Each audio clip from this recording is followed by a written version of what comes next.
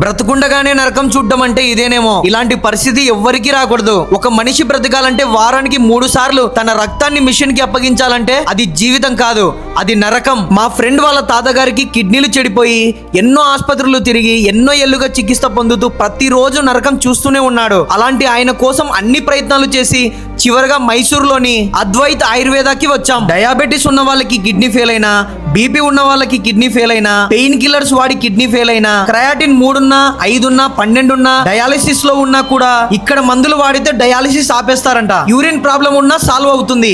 మీరు ఎన్ని years dialysis లో ఉన్నా కూడా ఈ మందులు వాడితే డయాలిసిస్ ని ఆపేయవచ్చు. మీరు ఇక్కడికి వస్తే మీ కండిషన్ ని బట్టి తగిన ట్రీట్మెంట్ అండ్ మందులు ఇస్తారు. నేను కూడా ఈజీగా ఏది నమ్మను, కానీ ఇక్కడికి రావడానికి ఒక కారణం ఉంది.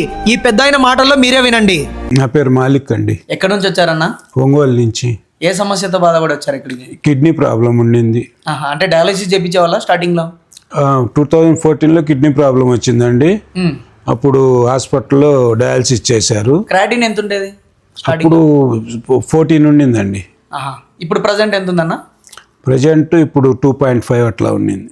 డయాలసిస్ ఆపేశారా ఇప్పుడు? ఆపేసి కూడా 8 years అవుతుంది. ఎన్ని రోజులు మందులు వాడిన తర్వాత ఆపేశారు? 9 months మెడిసిన్ వాడాను. తర్వాత డయాలసిస్ డాక్టర్ గారే ఆపేయమన్నారు. అద్వైత ఆయుర్వేద మెడిసిన్ వాడుతా ఉన్నాను. అప్పటి నుంచి కూడా ఇప్పటికి పర్లేదన్న, ఇప్పుడు అంతా బాగుంది. 8 years నుంచి దేవుడి దయవల్ల ఇబ్బంది ఏం లేదు, బాగుంది. 14లో ఫిస్టులా పెట్టారు డయాలసిస్ కోసం అని. ఇప్పుడు దీంతో అవసరం లేదు. అడ్రస్ వచ్చేసి కర్ణాటక మైసూరులోని Advait Ayurveda, Srinagara layout, B black.